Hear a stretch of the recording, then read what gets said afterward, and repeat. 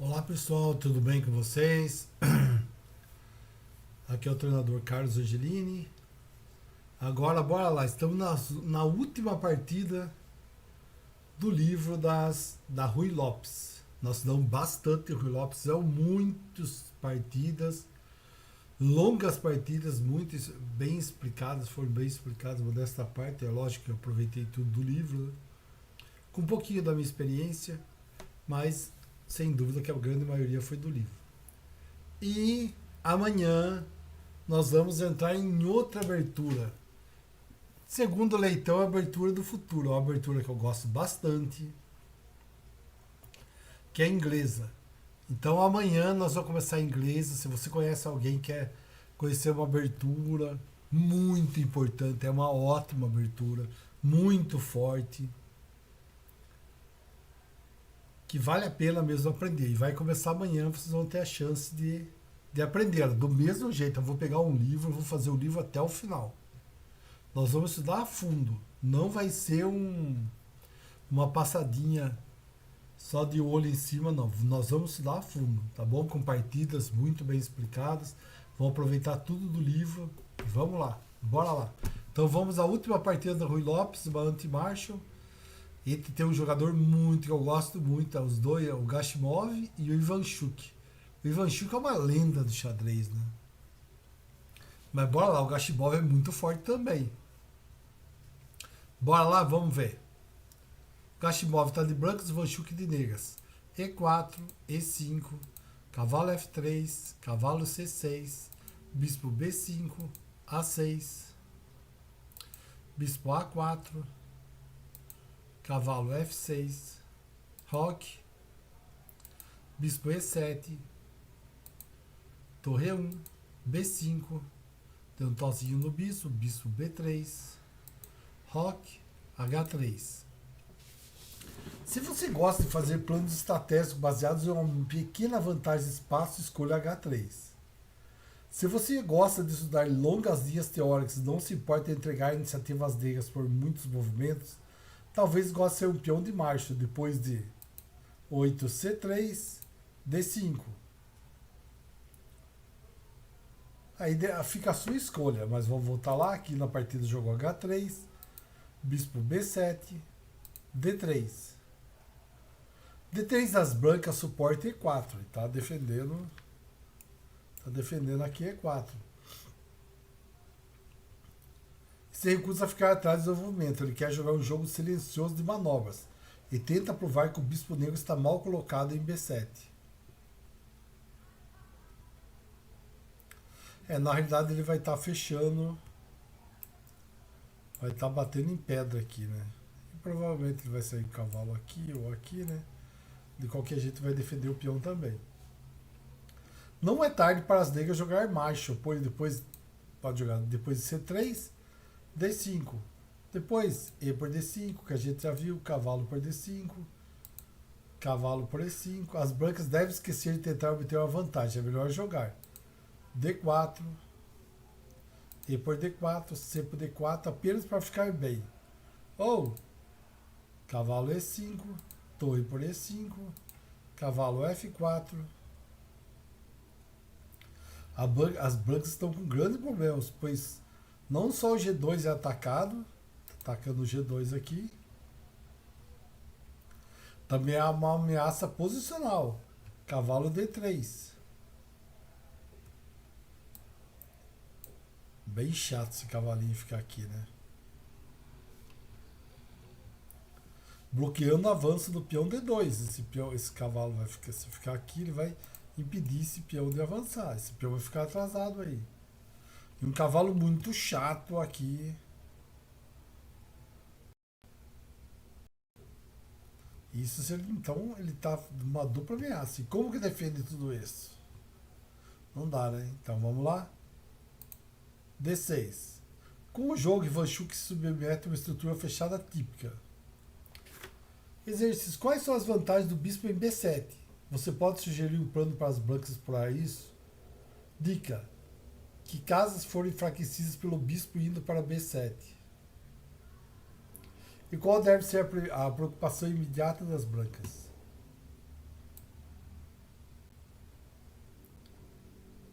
Aqui está a última chance das negras jogar no estilo Marshall, com D5. No entanto, fiquei impressionado com a peça branca em Kajaki e Onishuk, que em 2010 que jogou E por D5, cavalo por D5, cavalo por E5, cavalo D4. As pretas tentam tirar proveito da ausência de C2 e C3, utilizando a casa D4. Kajaki foi desenvolvido pela primeira vez com o bispo D2. E se jogasse cavalo C3, cavalo B4.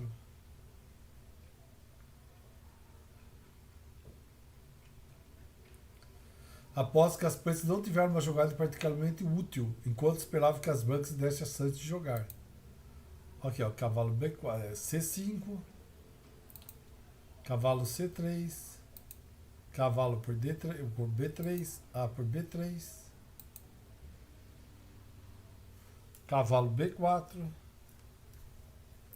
impedindo os peões dobrados de evoluir, cavalo E4, agora vai sair, né? F5, ameaçou o cavalinho, cavalo G3, dama D5, ameaçando o mate aqui, né? Ameaçando o mate em G2. Cavalo F3 voltou. Dama D7. Cavalo E5. Dama D5. Cavalo F3. Dama D7. Bispo por B4. C por B4. Dobrou os peõezinhos lá do B, né? D4. Torre de A C8. Dama D3.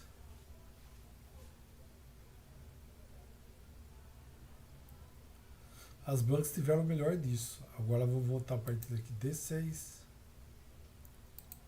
A3. A prioridade das brancas é fazer um buraco em A2 para seu bispo antes que ele possa ser liquidado por cavalo A5, né? Porque se ele não tem a casa aqui, joga cavalo aqui, vai capturar o bispo das brancas.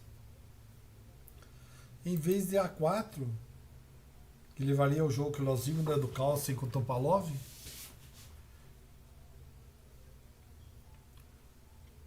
no entanto, Pragashimov planeja manter as coisas em silêncio na ala da alma.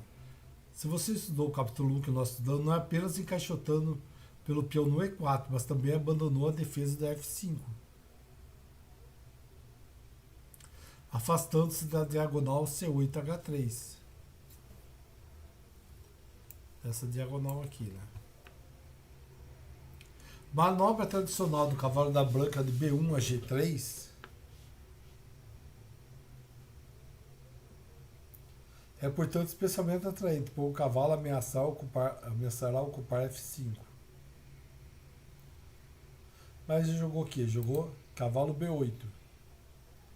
Também foi possível notar uma abordagem de Chigorin, né?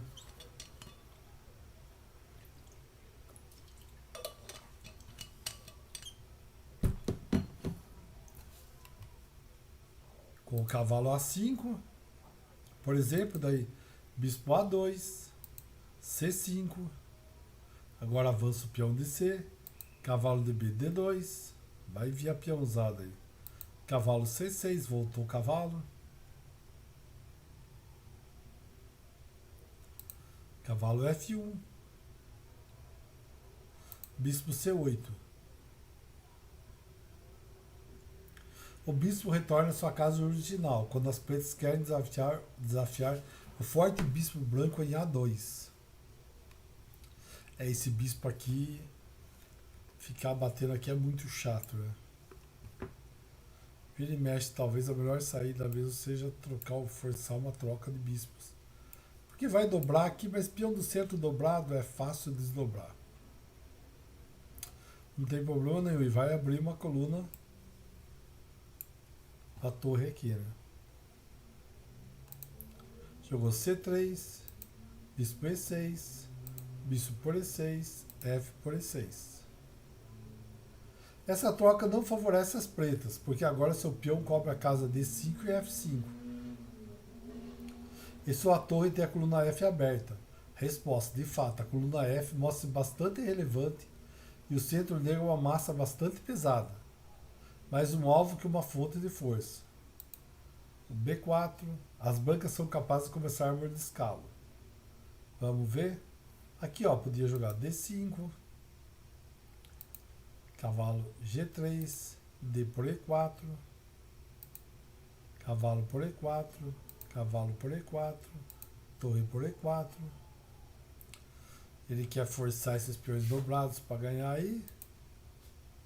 Torre D5,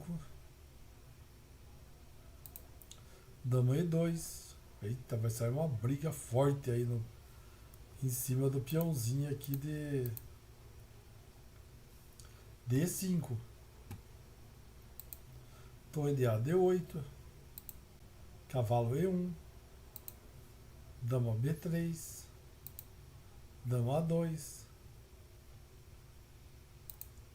Dama por A2. Por que não dama por C3? Bispo D2. E daí o que acontece com a dama?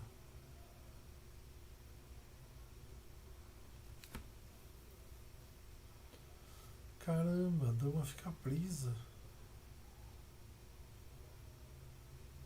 A dama não tem para onde ir. Não pode vir para cá, não pode vir para cá, não pode vir para cá. Ou captura o bispo, captura a torre.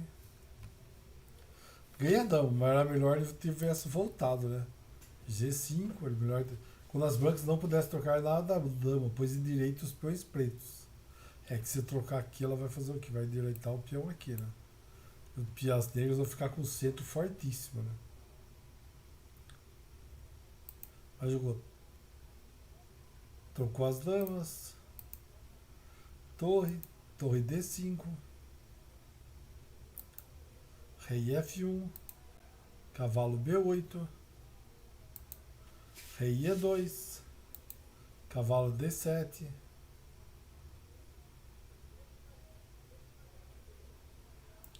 E tendo garantido o peão D3 com o seu rei. Está protegendo o rei aqui, veio ajudar. E está protegendo o peãozinho junto com o cavalo. Porque vai jogar o quê? Um ataque, ó, cavalo B3, poder atacar. Mas vamos voltar à partida. Depois de bispo D8. Cavalo de BD2. Esse conjuntinho de cavalo protegendo aqui eu gosto muito. Mas se vocês olhem, do jeito que está aqui, ó, o bispo está morto aqui. Né? O bispo está fora de jogo, paradinho aqui. Cavalo de BD7. Cavalo F1. A manobrinha que sempre vai aqui para botar o cavalo em G3 depois. Torre E8. Bispo A2. Bispo F8. Ambos os lados estão reorganizando essas peças. Os brancos trouxeram o cavalo de sua dama para F1. Enquanto as pretas mudaram seu cavalo de C6 por B8 para D7. O bispo branco foi escondido em A2. O bispo preto em F8. Depois de ter todas essas manobras atrás das linhas, Gashimov decidiu de repente um plano precioso. Cavalo G5.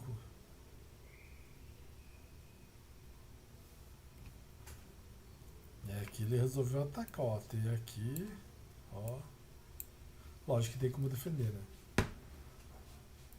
Porque ao atacar F7, as brancas abrem caminho para o seu peão F com ganho de tempo.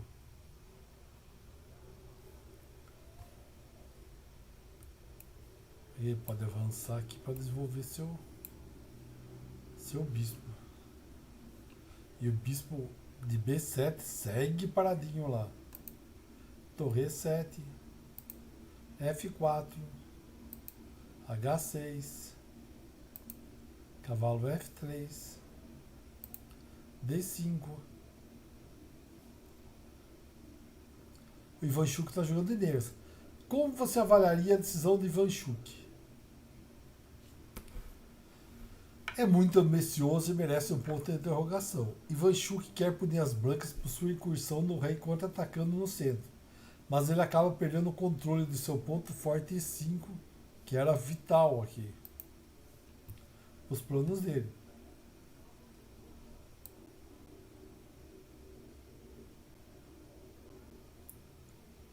simples aqui, C5, foi recomendado quando o preto permanece sólido, embora o branco possa acumular 17, G3, etc. Mas vou voltar a partida, parou aqui, D5, F por E5, cavalo por E5, cavalo por E5, torre por E5, bispo F4 atacando a torre, torre E8, E5.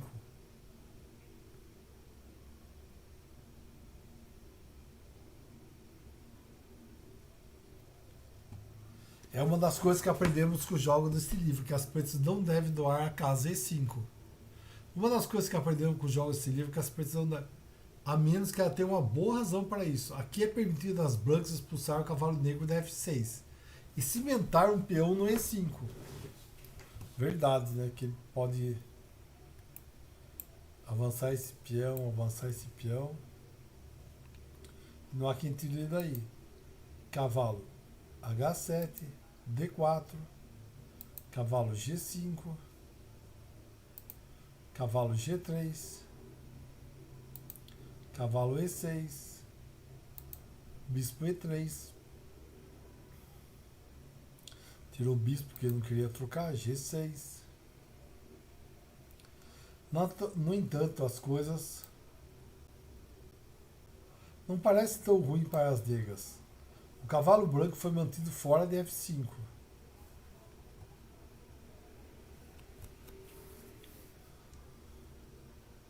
As brancas já gastaram seu peão empurrando F4 e F5. E o rei preto será fortalecido pelo fianqueta no G7. Aqui mesmo vai fianquetar o bispo aqui. O preto também tem um cavalo bem colocado na casa de bloqueio em frente ao peão E5, que é o cavalo aqui. Ele está bloqueando o avanço, aqui não tem peão para tirar ele. Resumo, não dá para tirar ele daí, né?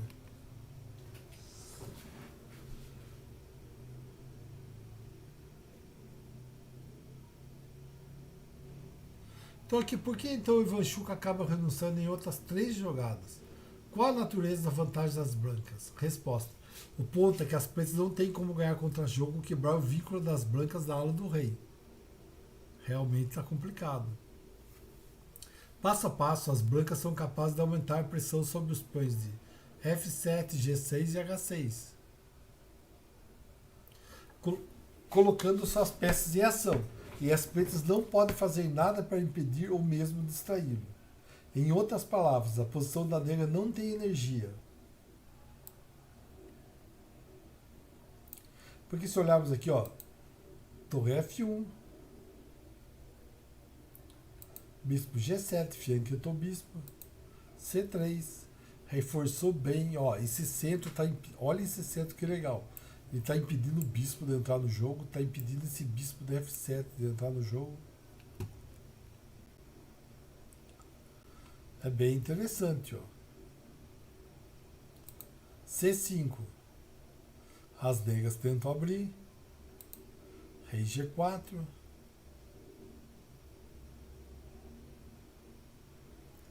Antes de tudo, as brancas mobilizam suas peças pesadas, colocando as torres em ações ao longo da coluna F. Antes de tudo, as brancas mobilizam torres da coluna F. Jogar torre C8.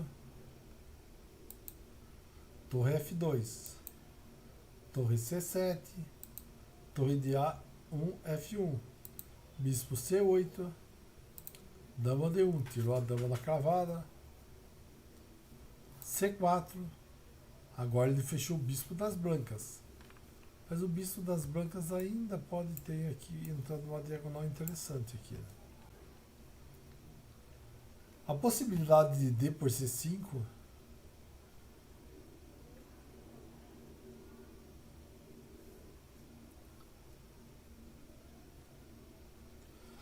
agora não há esperança em todos os contra-ataques. Tenta encontrar uma maneira de trazer mais recursos para a campanha do Rei das Brancas. A resposta, bispo B1. Com ideias de dama D2.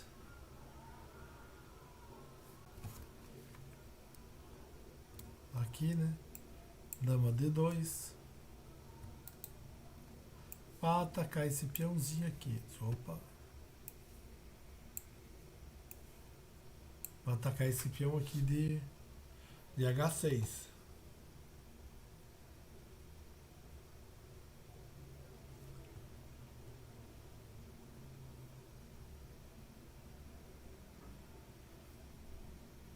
Aqui para ele defender esse peãozinho aqui não vai ser muito fácil, né? Mas ele vai sacrificar. Vai sacrificar não, vai deixar ruim a situação seu roque. Dama H4, rei H2, A5, cavalo E2, torre F8, dama D2, rei H7, defendendo H6 novamente para que a dama negra possa recuar.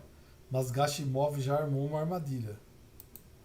Torre F6. Pergunta, o que acontece se as pretas pegarem a torre?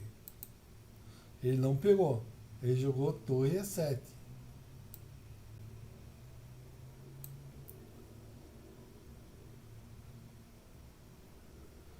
Aqui, o que acontecia? Qual que é a resposta? Por que acontece as pretas pegaram a torre? A dama negra logo estaria lotada de casas seguras, depois de bispo por F6, torre por F6, por exemplo, torre E8, o que mais? Cavalo G1, ameaçando perder a dama com F3,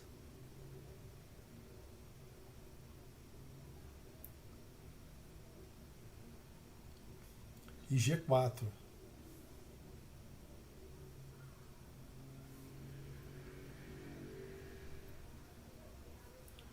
Mas daí ia jogar cavalo G5, torre F4, dama H5, dama E1. As negras não têm uma resposta boa para a torre H4.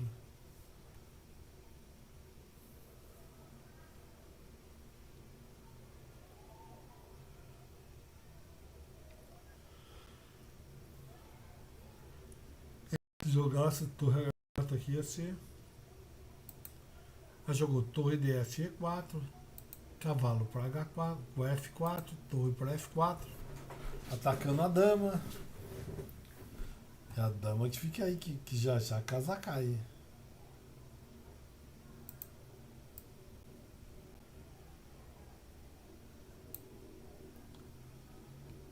A dama negra está perdida, pois torre por F4, dama H5, cavalo G3, dama G5, H4.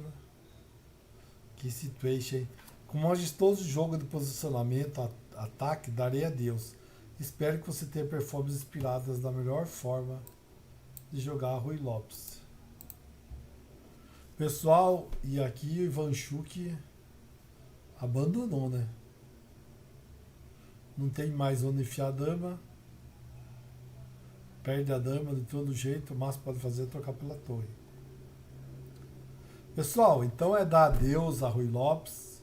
Acho que deu para vocês entenderem. Nós jogamos assim praticamente todas as situações possíveis da Rui Lopes. E nós vamos fazer a mesma coisa que a inglesa, que nós vamos começar a estudar. Tá bom? Então a gente encerrou mais um livro. Nós já encerramos o livro do Garry Kasparov, Tática de Checkmate. Agora os 100 finais que você... Desculpa, agora é o livro o livro da Rui Lopes. E nós vamos entrar na inglesa e vamos continuar estudando os 100 finais que você deve conhecer, que a gente está mais ou menos no final. Mas vamos continuar estudando. Depois, provavelmente, eu vou continuar o Aldo Turing, que tem uma série de 3 livros. Esse livro que a gente está estudando é o primeiro. E a gente vai um pouquinho mais para frente. E o livro dos 100 finais que você deve conhecer. Quando acabar ele, provavelmente nós vamos pegar um livro que fala do meio jogo. Eu acho muito importante. Nós estudamos finais. Nós vamos ver aberturas também. Por quê? Como eu disse, lembra?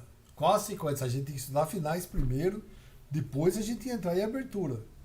Então nós vamos fazer isso, nós vamos seguir nosso plano de estudo que nós fizemos. Então, nós vamos. Agora eu vou começar a entrar em asa. Nós já estamos estudando a Rui Lopes. Eu vou estudar a inglesa. Depois eu vou ver se eu começo uma defesa. Tá bom? A defesa que eu gosto de jogar é a siciliana. Joga a Taimanov. A Taimanov é uma que eu gosto e a Naidorf. Mas depois a gente vê. Tá bom? Então, vá a próxima logo logo. Acho que na terça-feira a gente já entra com a inglesa, tá bom? Valeu, pessoal. Muito obrigado a todos que acompanharam esses estudos que nós fizemos na Rui Lopes. E vamos começar a estudar inglesa. Da mesma maneira, nós vamos estudar tudo possível jogando a inglesa, tá bom? Não vai ser um estudo por cima, que nós vamos estudar por cima. Nós vamos entrar realmente a fundo. E para quem não conhece inglês, pode para começar a entender melhor.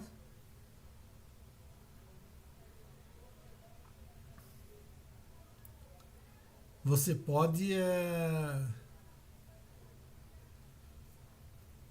estudar se tem um jogador muito forte, um brasileiro muito forte que joga em inglesa, que é o Jaime Sunier, que é um baita jogador, foi o nosso segundo GM, logo depois do Mequinho, que jogou muito, foi várias vezes, ganhou torneios muito importantes e jogou muito a inglesa. Sem dúvida que é um jogador a ser assim. Se alguém quer jogar inglês, estudar qual a evolução, como que como que vai atacar a inglesa, a passagem da abertura para o meio jogo, tudo é estudar as partidas do Jaime Sunier. O Sunier praticamente só jogava a inglesa. E ele é um jogador muito forte, foi muito forte no passado e continua jogando ainda alguns torneios. Eu já vi ele ganhar excelentes partidas e torneios com jogadores muito fortes. Tá bom? Valeu, pessoal. Muito obrigado. Até mais. E bora lá evoluir no xadrez. Até mais.